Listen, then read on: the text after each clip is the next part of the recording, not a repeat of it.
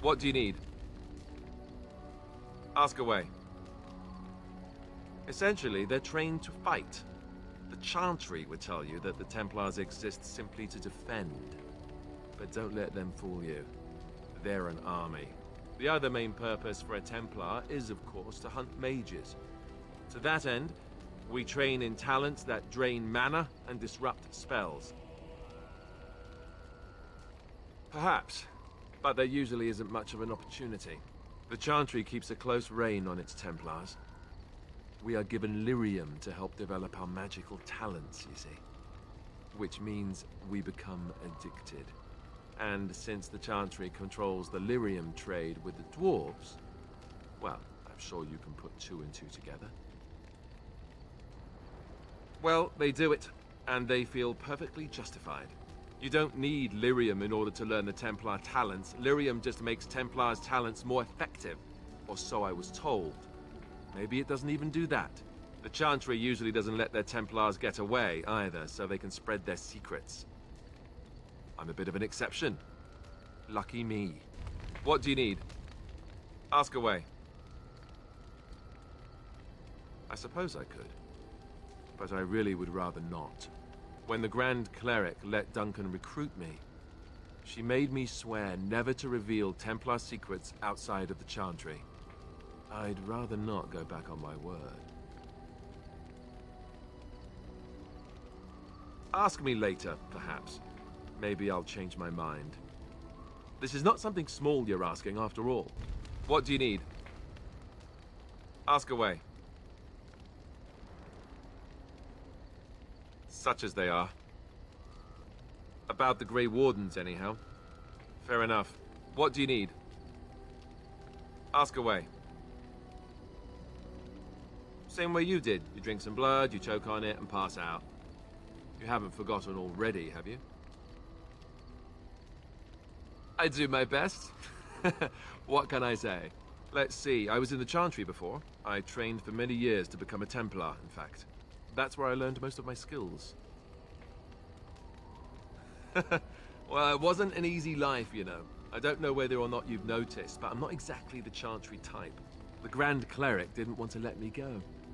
Duncan was forced to conscript me, actually, and was she ever furious when he did. I thought she was going to have us both arrested. I was lucky. I wondered that myself. It's not as if she valued me highly. I think she just didn't want to give anything to the Grey Wardens, is all. The Chantry didn't lose much. And I think I can do more fighting the Blight anyhow, rather than sitting in a temple somewhere. I'll always be thankful to Duncan for recruiting me. If it hadn't been for him, you know, I wouldn't have. He was a good man who didn't deserve his fate. That much I'm sure of. Come on, let's go. I think I'm done talking. What do you need? Ask away. Oh, did I say that? I meant that dogs raised me. Giant slobbering dogs from the Anderfells. A whole pack of them, in fact. Well, it wasn't until I was 8 that I discovered you didn't have to lick yourself clean. Old habits die hard, you know.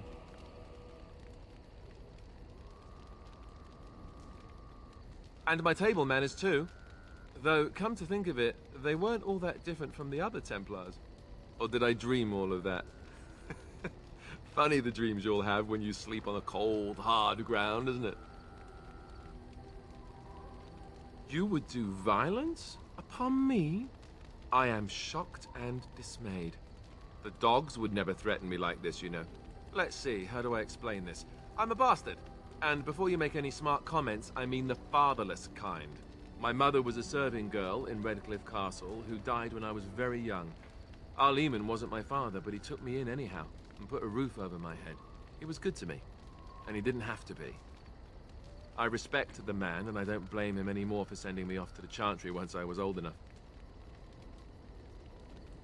I know who I was told was my father. He died even before my mother did, anyhow. It isn't important. Arleman eventually married a young woman from Orlais, which caused all sorts of problems between him and the king because it was so soon after the war. But he loved her. Anyhow, The new Arlessa resented the rumors which pegged me as his bastard. They weren't true, but of course they existed. The Arl didn't care, but she did. So off I was packed to the nearest monastery at age 10, just as well. The Arlessa made sure the castle wasn't a home to me by that point. She despised me. Maybe. She felt threatened by my presence, I can see that now. I can't say I blame her. She wondered if the rumors were true herself, I bet. I remember I had an amulet with Andraste's holy symbol on it. The only thing I had of my mother's. I was so furious at being sent away, I tore it off and threw it at the wall and it shattered. Stupid, stupid thing to do. The Arl came by the monastery a few times to see how I was, but I was stubborn. I hated it there, and blamed him for everything. And eventually, he just stopped coming. And raised my dogs. Or I may as well have been, the way I acted. But maybe all young bastards act like that. I don't know. All I know is that the Arl is a good man, and well loved by the people. He also was King Caelan's uncle, so he has a personal motivation to see Loghain pay for what he did. Anyway, that's really all there is to the story. What do you need? Ask away. Have you seen the uniform? It's not only stylish, but well made. I'm a sucker for good tailoring. That's just in public. In private, we have these yellow and purple tunics, right? Much more comfortable, and you don't break the beds when you jump on them during a pillow fight. Pillow fights? I mean, no, of course not. I meant sword fights. With rusty swords, dripping with acid. The kind that puts hair on your chest. You don't really want to know about my being a Templar, do you? It's really quite boring.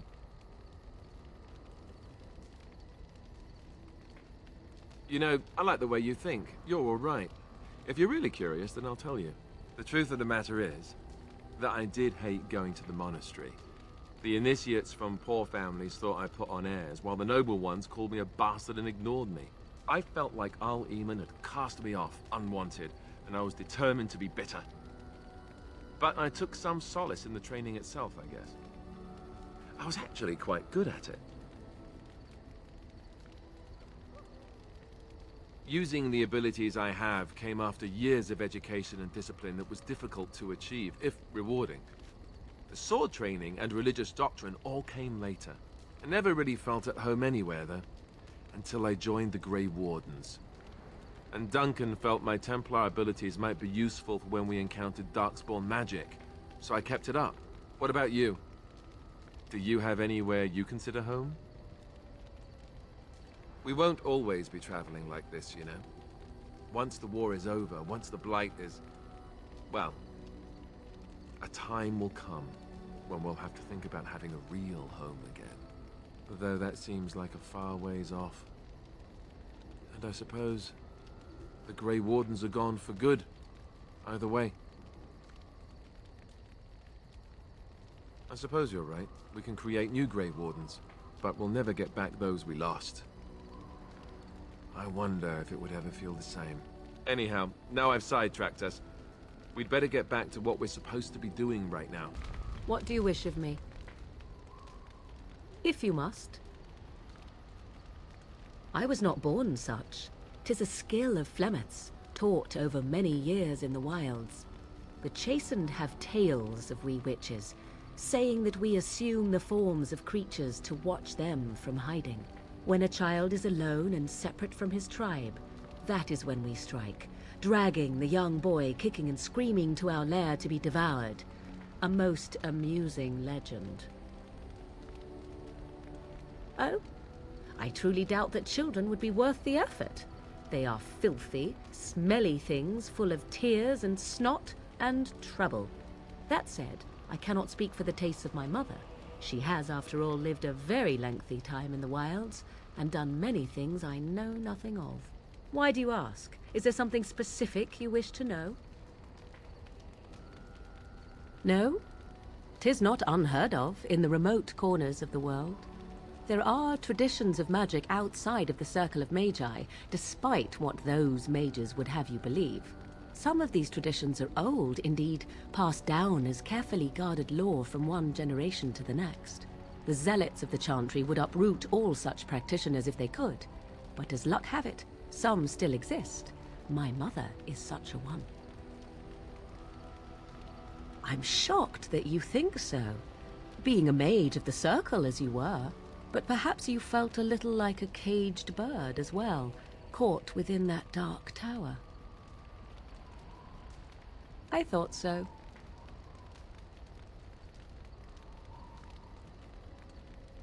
Indeed. Have you an opinion on my abilities, then? Am I an unnatural abomination to be put to the torch? Oh, you're simply full of surprises, little man, aren't you?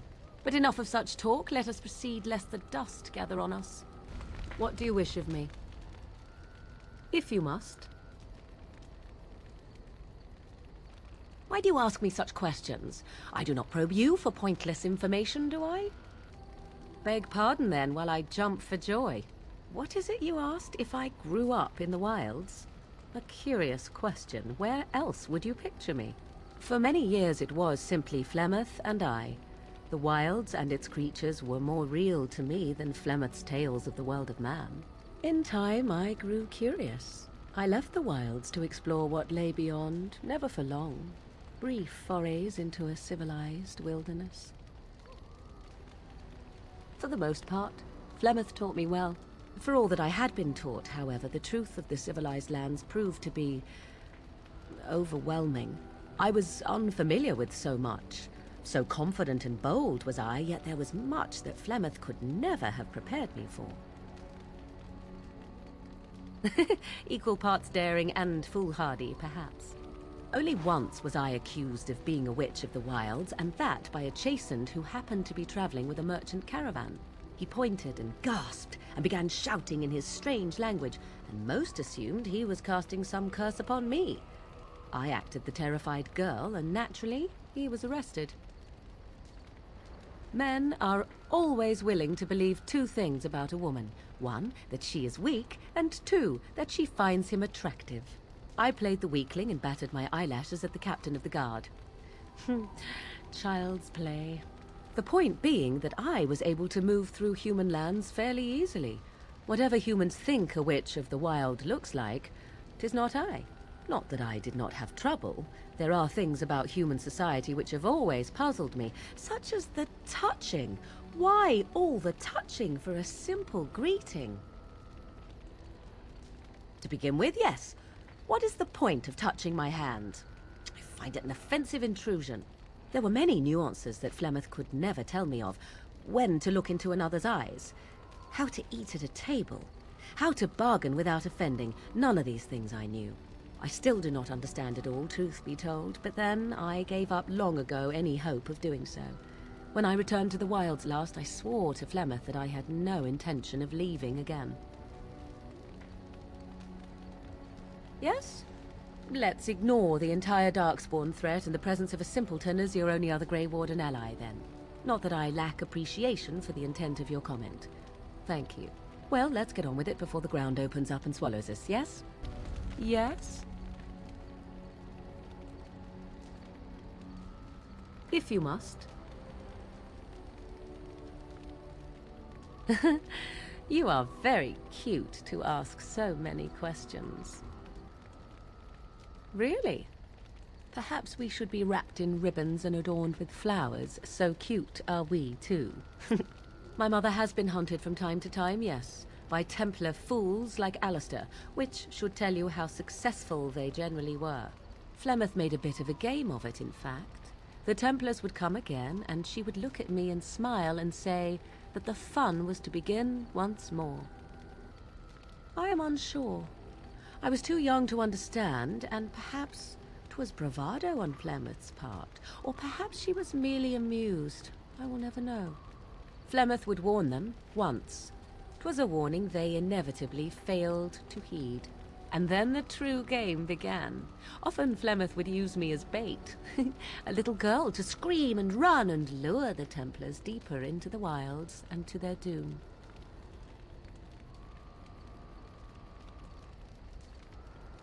Sometimes, eventually. Thankfully, the wilds is a vast place. Once they found us, Flemeth would simply move us elsewhere and we would be lost within the forest once again. I did not understand the danger we faced until I was much older. I had never heard of apostates or maleficarum. Perhaps they did. Still, I do not begrudge them doing what they believe is necessary. The Chantry sees any mages not leashed to the Circle of Magi as apostates, and apostates could become maleficarum, evil mages that resort to blood magic and become demon-enslaved abominations. It may even be true. Still, those of us who prefer freedom see no reason to submit. An interesting answer for a mage. Enough of this talk. Let us return to the task at hand. Yes? So, full of questions, are you? Well, that depends, does it not? What does she seem to be? Sometimes I do wonder the very same thing. Tell me, how much do you know of the tale? The one that the Chastened still tell of my mother, to frighten them into obedience. Ah, I see. That does explain much. I can relay what Flemeth once told me herself, and you can decide whether or not 'tis the truth, if you desire. As the tale is sung by the bards, there was a time when Flemeth was young and beautiful. A fair lass in a land of barbarian men, the desire of any who saw her. Many centuries before this land was even named Ferelden. The tales say that Flemeth fell in love with Osen the Bard and fled the castle of her husband, the dread Lord Conabar, and that he swore vengeance for her infidelity.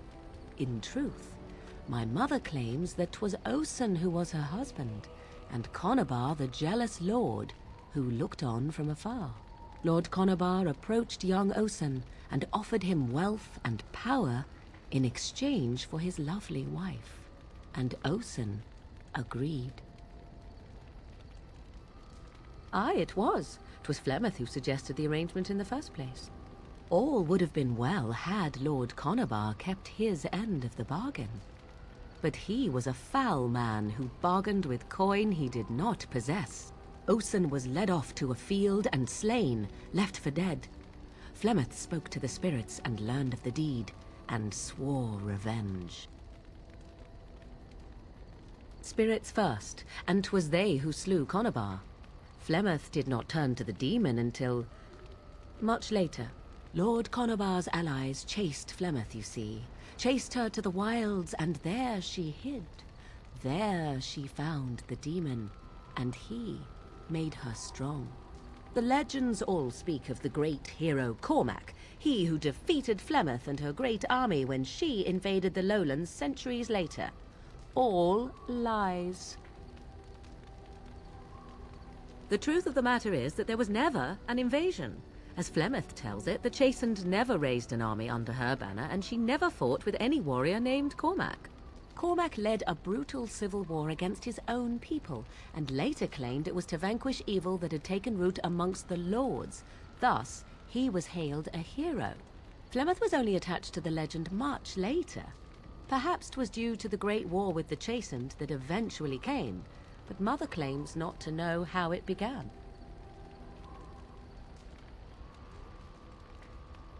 Flemeth tells it with far more embellishment than I, but you are welcome. Dare I ask of your own mother? Few are abominations of legend, 'tis true, but I find myself curious nevertheless. Nothing. I wish to know nothing more.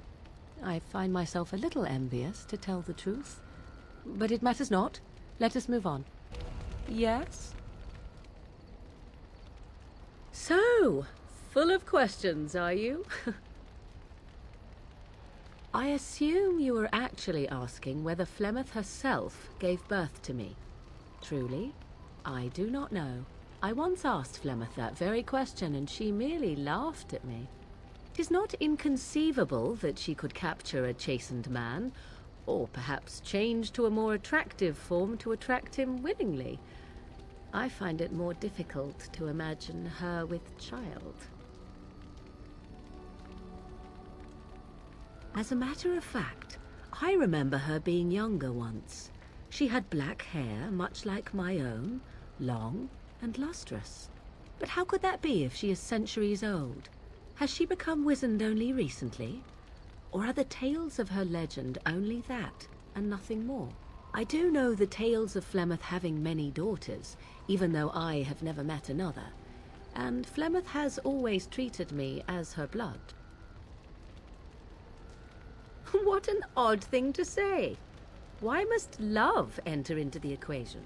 Flemeth taught me everything I needed to learn. How to survive, the meaning of power, the truth of men. If other mothers do not teach these things, then I believe them the lesser. I shall take this as a compliment. Was it meant as such? Oh? How interesting. You agree that love is a weakness, then? Take yourself. You do not honestly desire such things from me, do you? 'Tis better to be free of such cloying and cluttering delusions as love. There. I am glad you agree. I tire of this discussion. Let us move on, shall we?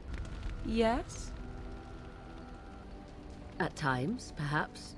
A world full of people and buildings and things was all very foreign to me. If I wished companionship, I ran with the wolves and flew with the birds. If I spoke, 'twas to the trees. For a time, but one can only remain a child for so long. I recall the first time I crept beyond the edge of the wilds. I did so in animal form, remaining in the shadows and watching these strange townsfolk from afar. I happened upon a noblewoman by her carriage, adorned in sparkling garments the likes of which I had never before seen. I was dazzled. This, to me, seemed what true wealth and beauty must be. I snuck up behind her and stole a hand mirror from the carriage. 'Twas encrusted in gold and crystalline gemstones, and I hugged it to my chest with delight as I sped back to the wilds. Flemeth was furious with me. I was a child and had not yet come into my full power, and I had risked discovery for the sake of a pretty bauble. To teach me a lesson, Flemeth took the mirror and smashed it upon the ground. I was heartbroken. And a foolish one. Flemeth was right to break me of my fascination. Beauty and love are fleeting and have no meaning.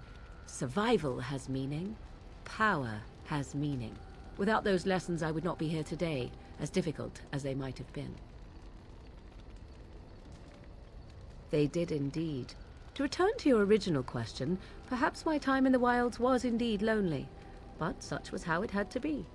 I find myself at times wondering what might have become of the girl with the beautiful golden mirror, but such fantasies have no place amidst reality. 'Tis cold in my tent, all alone. So you shall come to my tent? But whatever shall we do in that tiny little space together while we wait for it to warm? Good. Then let us waste no more time with foolish talk.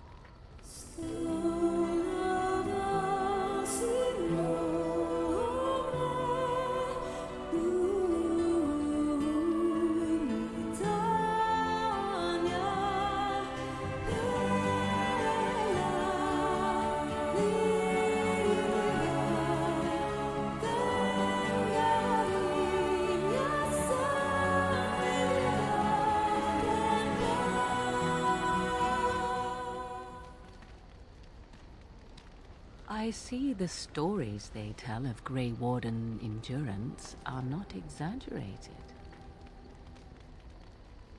Oh, finished with me now, are you? Well, you do not get away so easily as that. I will have my way with you until I am satisfied, out of a sense of fairness, if nothing else. I wouldn't be so quick to imagine the best. My notions can run to the painfully perverse. Simply know that I have no designs on your independence. I wish only to do what I desire, and if that coincides with what you desire, then so be it. And should you decide not to continue our misadventure, then so be it. Very simple, is it not? Then we should get along marvelously. Come then, let us be off before the others begin to stare. I have something for you. I mean that I have a gift for you. 'Tis a ring. Now before you get any foolish notions, let me explain. Flemeth once gave me the ring because it allowed her to find me no matter where I went, in case I was ever captured by hunters. I disabled its power as soon as we left the wilds. Recently, however, I thought to change it. Now, I will be able to find whoever wears it instead. It is not given out of sentimentality. I believe you were too important to risk. If you were captured, this ring would allow the rest of us to find you quickly. Flemeth used to say that 'twas a link between us, one that I presumed worked both ways. I never tested it, but I doubt she would have lied over such a thing, so it would mean I am linked to you as much as you to I. I do not know. As I said, I never tested it. Perhaps. Now you are mocking me. Do you wish the ring or not? I am tempted to simply keep it. You are welcome. Perhaps it will be useful someday.